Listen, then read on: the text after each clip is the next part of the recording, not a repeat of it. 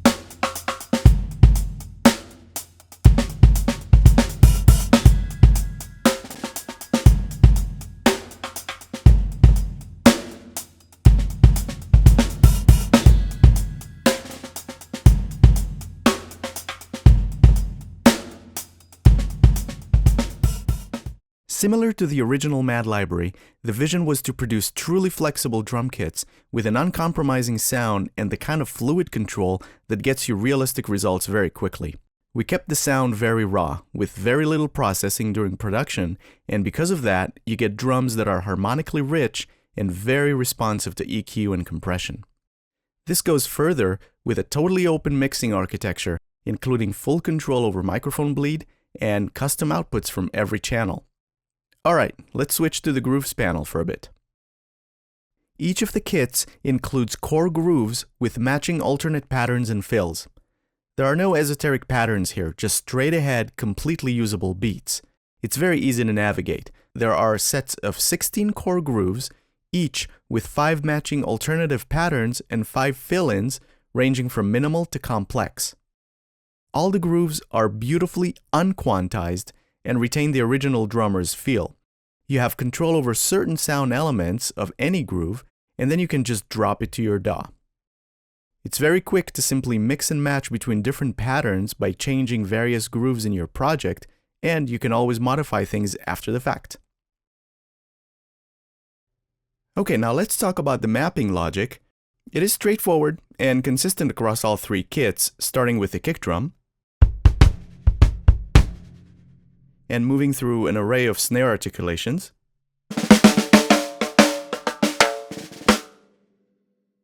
next is the hi-hat,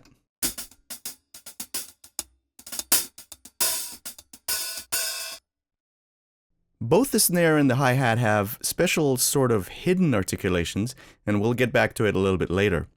Next up are the toms. In this case we have 4 toms mapped from high to low,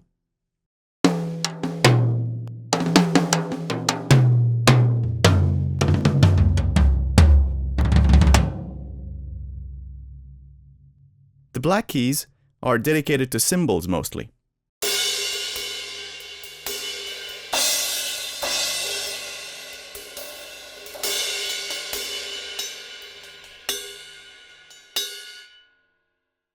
So pretty straightforward and very easy to just start playing.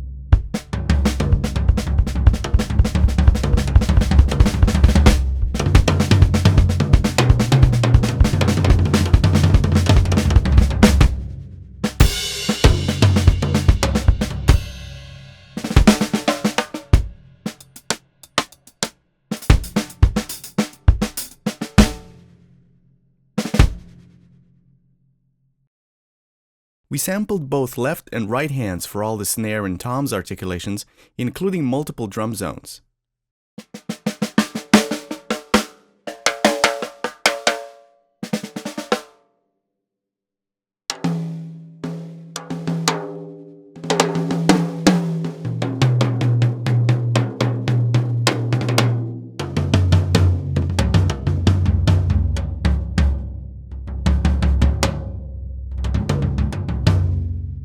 When you combine this with all the velocity layers and round robins, you can really perform the hell out of this. We added some rolls and fills to the snare, but for the most part, you don't even need that.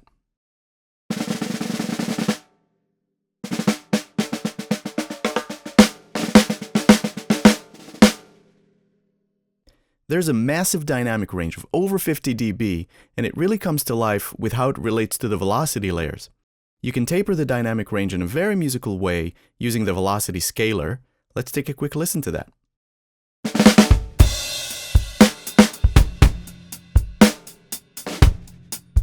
Listen to how the hi-hat and snare relate to the rest of the kit when I move the velocity.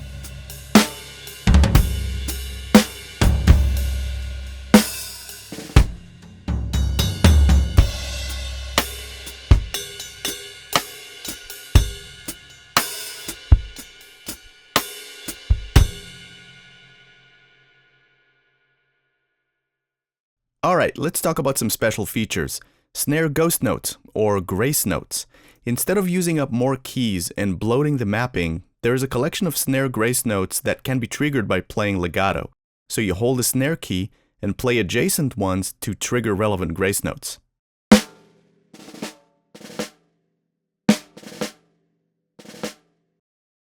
It really helps when you want to play realistic snare grooves.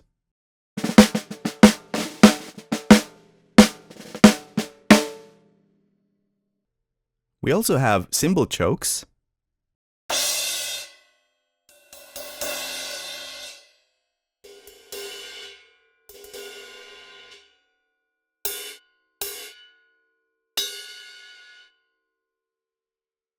there's one key that automatically chokes whichever cymbal is playing, and it's velocity sensitive and has round robin, so you have a lot of nuance there. Next, we have our famous hi-hat engine. We sampled multiple articulations,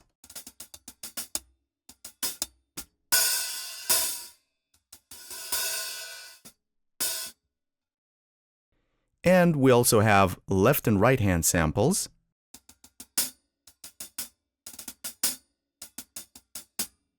It really helps when you want to play 16th note patterns.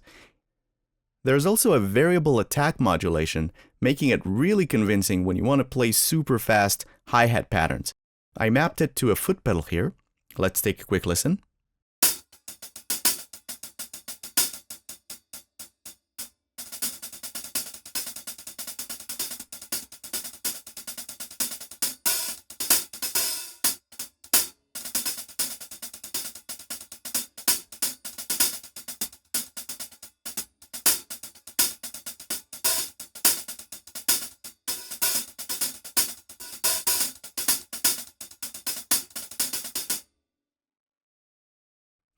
Notice the auto foot stomp samples that are added automatically when playing open-close patterns.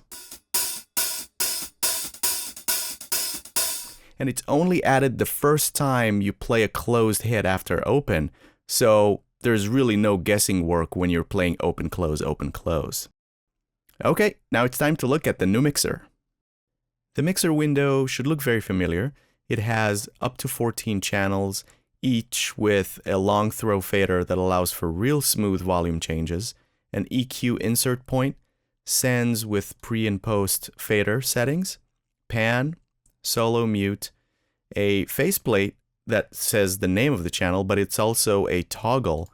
Some channels can be flipped, for instance, the kick in and kick out, and an output assignment right below it. Each channel can be internally routed, or you can route it anywhere you like outside of contact, straight to your DAW. At the top, we have navigation links to the EQ, bus compressor, and the snapshot view where you can load presets and save your own. Some of the most unique features we have here are the ways you can control audio signal in the mixer. The overhead section gives you the choice to change the balance of inner elements within the stereo overheads channel. Typically in a mixing console, the stereo overheads capture the whole kit, so it's impossible to control the level of individual elements. But here, you have the ability to control the levels of the hi-hat and cymbals independently from all other elements within the overhead stereo channel.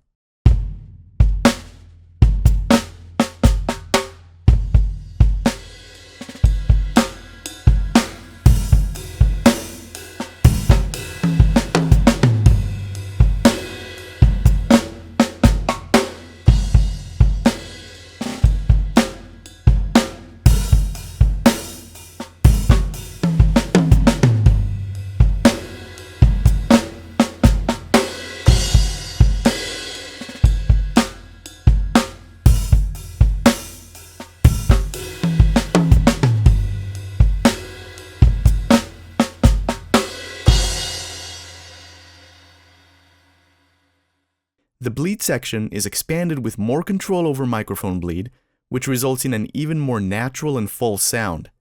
Since producing drums usually involves a multi-track recording with an array of microphones, mic bleed becomes a natural byproduct of the recording process.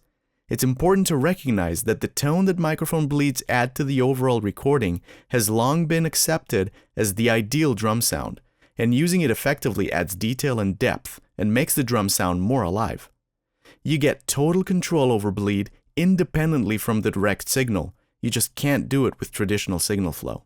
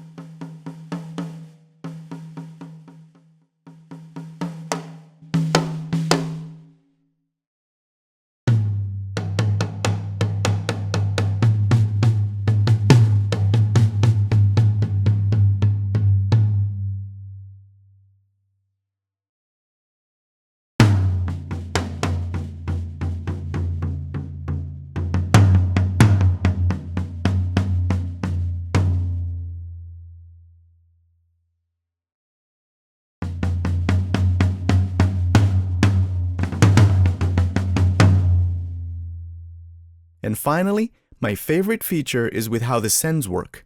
We used sends to control the room sound. The red and white kits feature custom impulses for various types of rooms, but the blue kit, since it was recorded in a large scoring room, has natural reverb that we've harnessed using two sets of sends, one for each room perspective.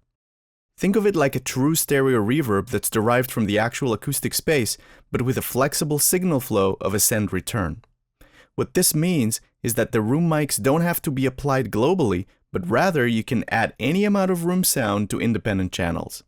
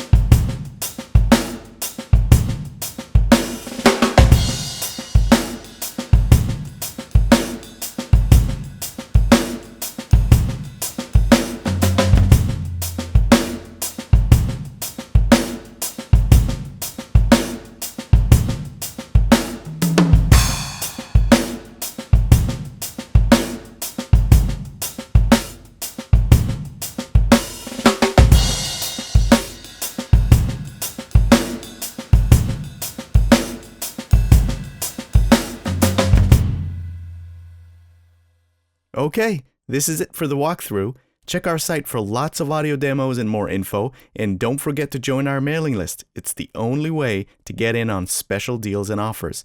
See you next time.